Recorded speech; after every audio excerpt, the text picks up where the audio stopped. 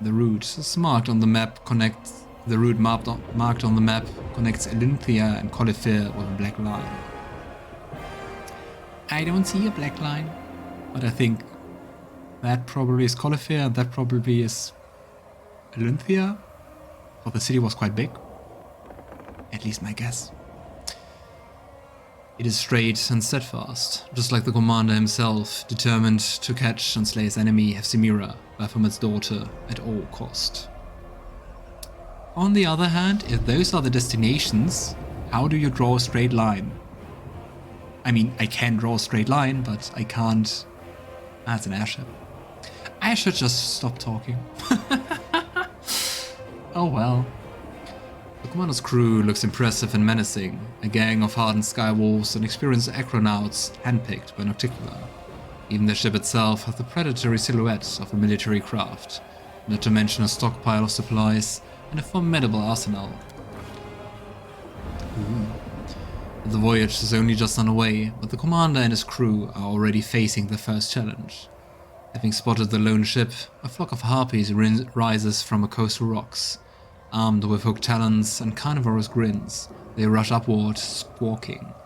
Eerie, harmonious, and enchanting songs fill the air. The gazes of some sailors go blank as they cast away their lines and walk unsteadily toward the ship roadside to step into the void, where the sweet-voiced songstresses are waiting for them. The commander decides to... Let's do the Zata path. The commander decides to greet the harpies with a song of his own, a true hymn of freedom and praise for the tempestuous winds. The harpies react with yearning and awe at the commander's magnificent vocal harmony. Their malicious magic dissipates, but the winged man-eating predators follow the ship for a while, admiring the commander's voice and singing paeans in his honor. Nice, we have a harpy choir!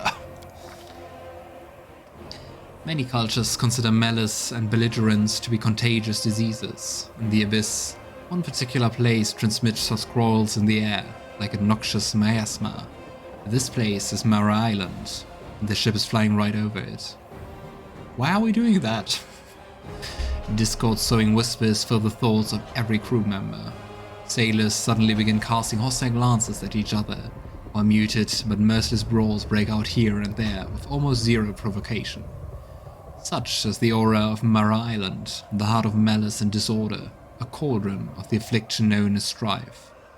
Tension and hostility between the crew seem to grow by the second, and the stabbings seem imminent.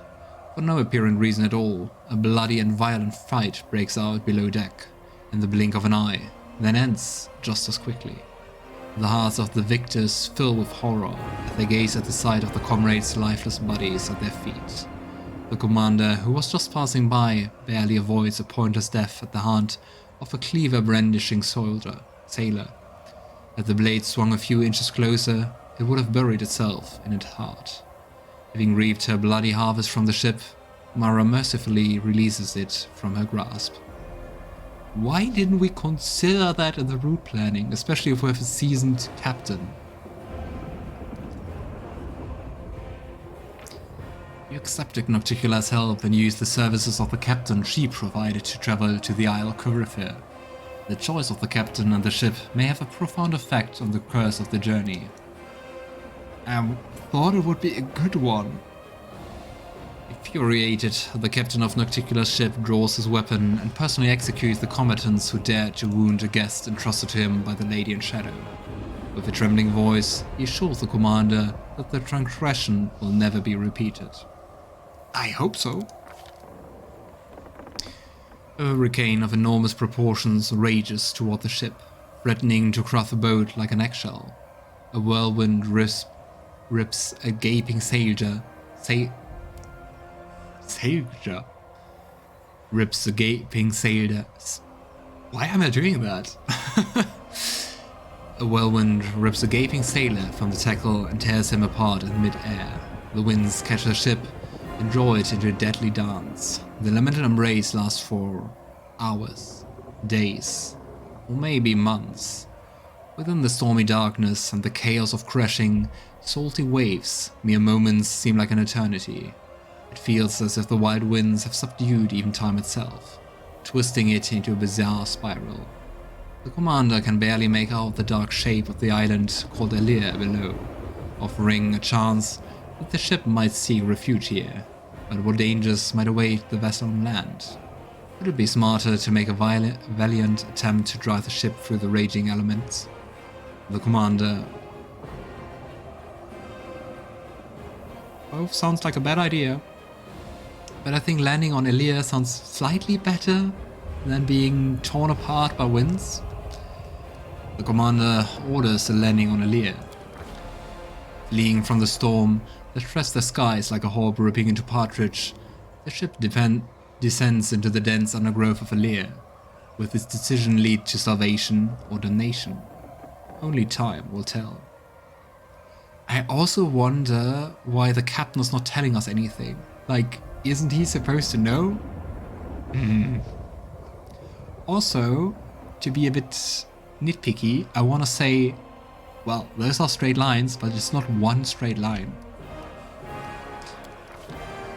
As a rule, death is associated with cold and desolate places that look entirely unlike the densely forested Elir. But one should not forget that in the abyss, alive means dangerous. After a night, a day, and yet another night, the hurricane finally blows itself southwest of Elir. The sky is clear, and the mast no longer shudders from the wind's onslaught. Upon emerging from their hiding places, the sailors report with unpleasant surprise that the hull of the ship is tightly ensnared by vines and tree roots, which seem to have discovered and captured their prey with incredible alacrity. What does that mean?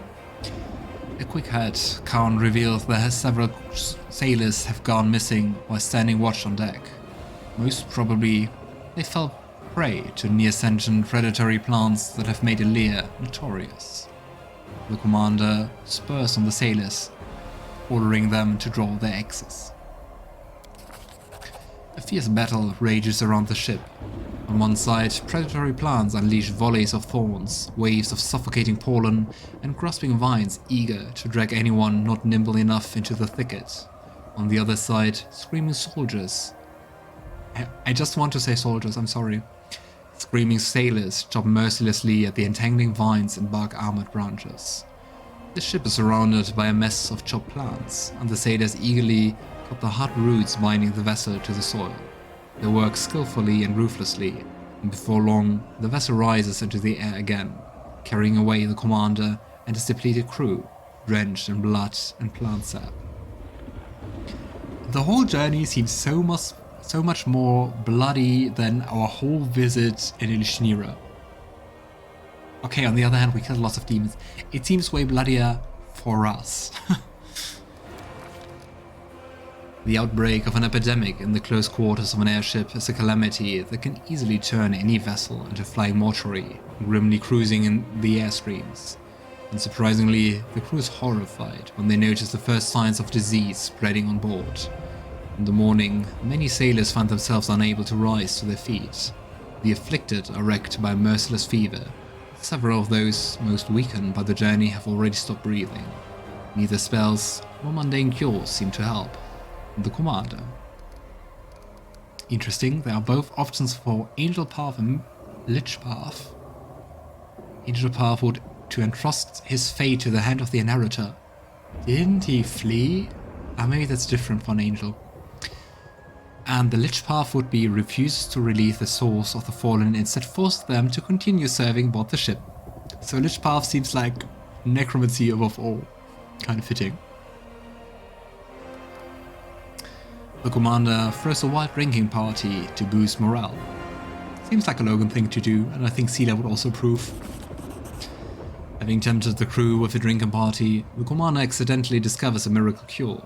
In the midst of the spree, the sailors gather all the booze on board and pour it into a huge barrel, where it mixes and bubbles. I don't think that's a good thing if you mix booze and it begins to bubble. At least in the laboratory, if you do like stuff and you mix it and it begins to bubble, you mix things which, especially if you don't expect it to bubble, you mix things you shouldn't mix. The resulting monstrous cocktail not only produces staggering drunkenness, but also effectively drives out the disease that has been griping the ship. Many mages and alchemists would love to study the disinfecting properties of this elixir, but unfortunately, the next morning, the barrel has been drained dry. Quite the party. Every aeronaut dreams of distant voyages, gazing upon wonders and collecting a bounty after arriving at their destined port. But no one ever dreams of fighting harpies. Once again, monstrous storms and retelling. Monstrous storms, carnivorous plants, or invisible but deadly diseases. The crew is tired, rancorous, and craving an opportunity to unleash their anger. Brandishing their cleavers, they surround the commander. Not all of them, of course, but enough to pose a genuine threat. Clutching a saber, the captain threatens the sailor with the wrath of the Lady in Shadows, but they are too tired and too angry to listen to him. Nocticula herself would have to appear on deck to cow the desperate skywolves into submission. And the commander... if we would play a trickster, we could shock the mutineers by jumping on the main deck and starting to recite limericks. True chaos.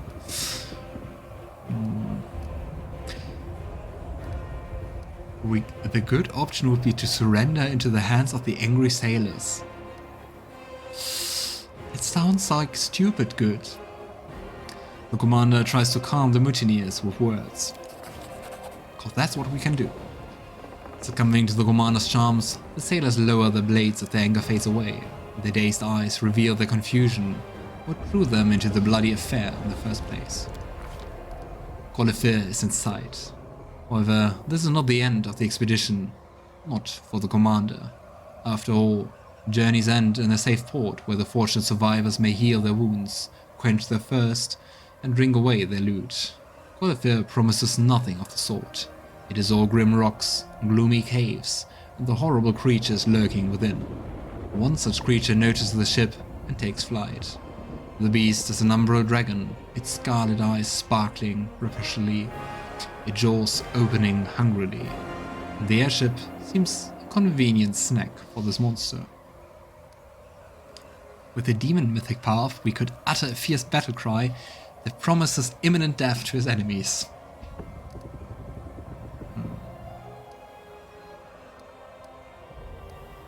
The commander tries to land the ship as soon as possible. In the darkness, among sharp rocks that pose a mortal threat to any landing ship, the commander notices a crevice with a relatively flat surface. In an impressive feat of courage and skill, he lands the ship right inside the crevice. The scaled monster of prodigious size proves a disadvantage in this pursuit. It cannot squeeze its body inside after the vessel. Screeching in disappointment, it wheels around and departs in search of the easier prey. Nice. The airship finally makes contact with the stony ground of the island. With obvious relief, the sailors hasten to tie the ship to some stone stalagmites so that the vicious wind do not hurl it back to the air. The night growls silent again. Grows, not growls. Deadly silent, and it is unlikely that no one in Colyphyr has noticed the arrival of the commander and his crew. The expedition is over. But the tribulations that fate has in store for the commander are far from over.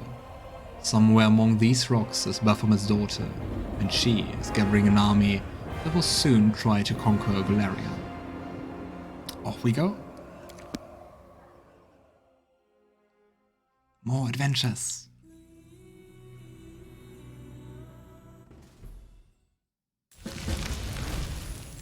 There we are. The goal is to find a way into Colyphyr mines. Aren't we already in the mines? Let's talk to the captain. We are proud to be of service to Our Lady in Shadow. It was our honor to bring her here at her request. Let's see what we can do. Can we retreat already? That was fast. I actually just wanted to say, like, let's see how many enemies there are. They just seem like lower enemies. Still, let's do some music. Yeah. A small greeting. Brave hero, come to my aid, I beg you. That looks like a demon. Kinda looks a bit like Nocticula. Lots of daggers. Not even enchanted ones. Does this lead anywhere? Or should we go for the voice asking for help? You've Let's crossed do the that. wrong mongrel. Let's probably walk into some kind of trap. There she is again. Help! I'm in trouble. Oh, who will save me? A great reward awaits the hero who rescues me.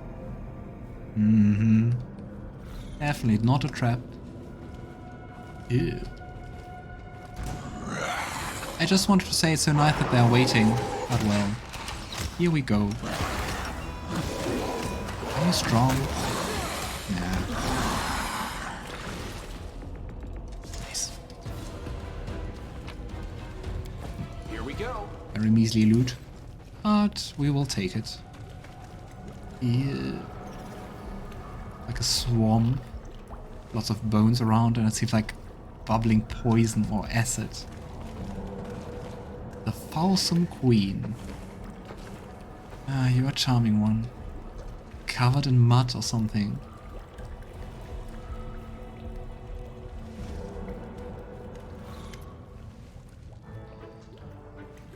And we have the next door theater music. Sounds like a derpy dialogue. The thing in front of you bears a passing resemblance to Nocticula, but even a blind person could not mistake the creature for the lady in shadow. The demon's body is an oozing pile of filth and excrement, and exudes a stench that will make the latrines of a poorhouse in Alushinyrra smell like a flower shop in comparison. Moreover, the creature sounds nothing like Nocticula. The demon's voice is thick, like congealed porridge. Ew. The words slur and slurp together, as if they are stirred with a spoon. Greetings, hero. Greetings, hero. Let's go for that. If I skewer her with my sword, would she be a shit kaboo? Wow. Also interesting that Ulbrig didn't say anything since the talk, right? I mean, nobody did, but still can't expect that. I used to think I'd seen all there was to see in the world. Well, now I've smelled it all too. What exactly are you? The slurping, sloshing sound of the creature's gleeful laughter makes your stomach grow queasy. The body swells up in smug satisfaction. Mortal, you must think there's Nocticula stand before you, but I've deceived you. I'm not her at all, but I'm just as beautiful and powerful. I also just want to point out, it's powerful. The demon clearly has trouble pronouncing the last word, but she gives it her best attempt. I am the Foulsome Queen, the true mistress of this island. I rule all of the caves, caverns, wild cesspools, quicksand pits, as well as the poison springs, and plague graves, and everything. Yes, everything here is mine. I am... She pauses, her eyes darting round for inspiration. The Lady of Filth. Very awe-inspiring. The demon clearly intended this honorific on the spot, but she seems quite pleased with her new title. I can smell your powerfulness from here. The demon nods pompously and smacks her lips in satisfaction. Yes, everyone who sees me is impressed with my powerfulness. Okay. Let's do this quickly so we don't have to smell it. Kinda glad that we don't have smelling in, like, as a sensory input from video games. Since this is your island, do you know what Haphzamira is doing here? The demon smiles flirtiously. She tries to make her voice sound soft and seductive, but without much success. I know everything, all the secrets. First you must serve me, then I will lavish you with my favors. Oh gosh. Do me a favor and stay away. So, why exactly did you summon me here? The demon grows petulant, her voice whiny like a spoiled princess. I need a knight. I am the Foulsome queen, so I must have knights who will repay my enemies for wronging me. I've been hurt by everyone. This is my island, and they've made me an outcast. They kicked me out of the big wet cave, and they don't respect me at all. Especially that overgrown lizard, that black dragon. She chased me away, mocked me, and then tried to eat me. Dragons are nasty. Be a good knight, and kill the dragon. Well, there are nasty dragons in the world, of course, but this stinky thing has no room to talk. Agreed, I will.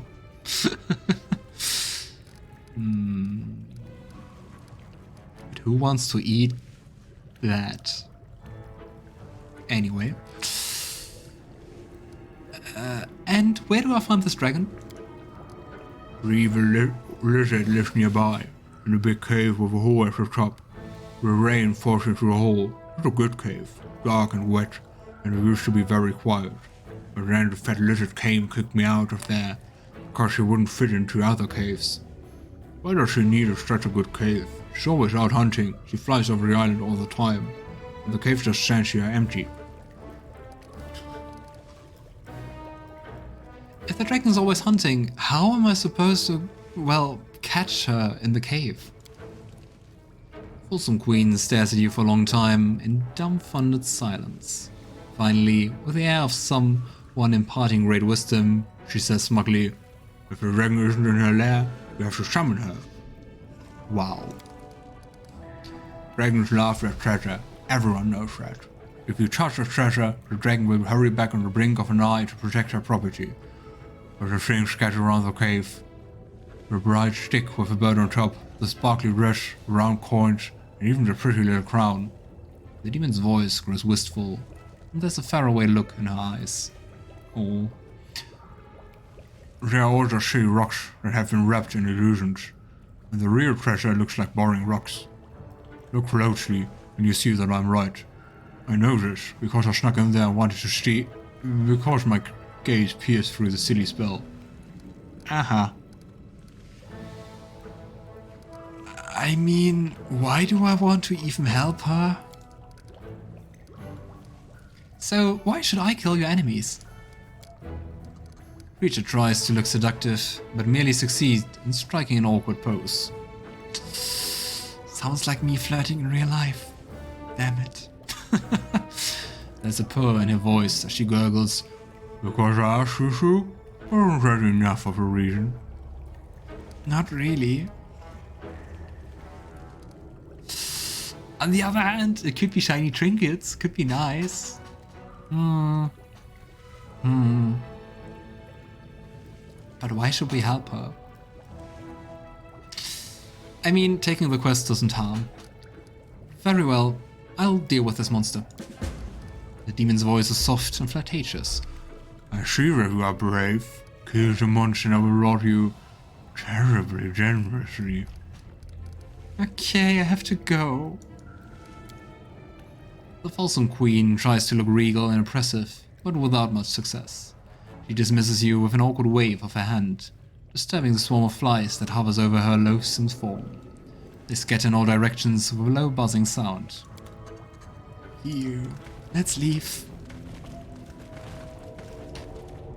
Stinky cave. Ah, but actually, if you look at the map, it doesn't seem like too big. I can handle it. From there we can look at that. Why? Did you hear that?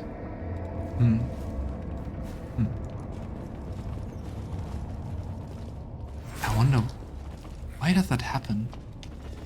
Probably something about auras or something. Go down there. Also go here. I have no idea where I'm going. Right? It's heading into next fights. Ah, this guy has lots of HP. So actually let's try a second to prepare and do this the smart way. I know, who am I?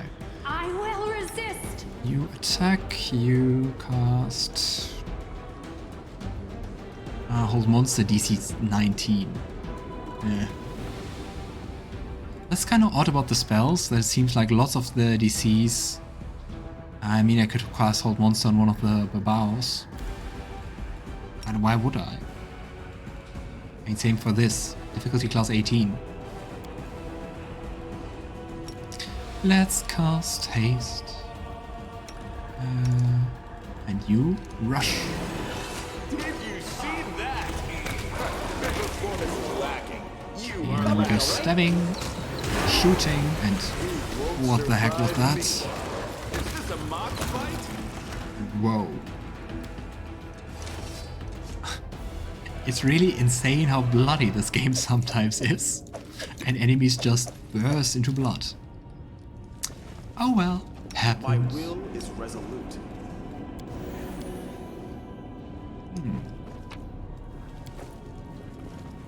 Might be trap, that? might be treasure. The stone wall is covered in small notches and cuts. These pickaxe marks look like they've been here for a while, suggesting that the miners abandoned this cave a long time ago. Yeah, searching for the crystals. What is that?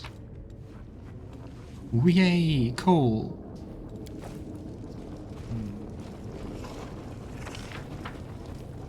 Let's see. Beautiful. Ooh, a Cambion Bard.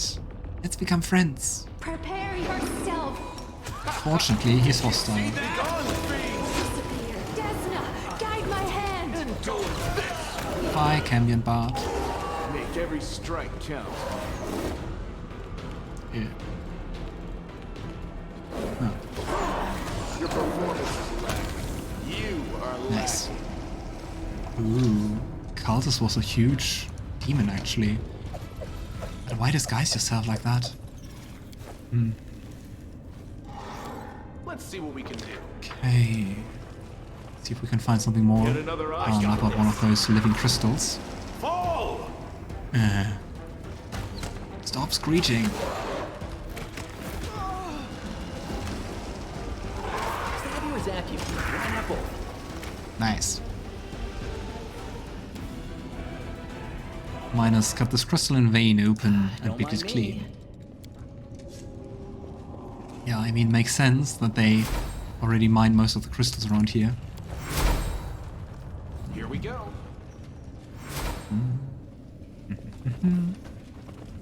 Ah, I want to look. Ah, that was part of the loading screen. Got this one. The mine shaft has smooth walls, and you can detect the lingering traces of a transmutation spell. Based on the observations, it seems likely that this mine was created through magical means. Smart.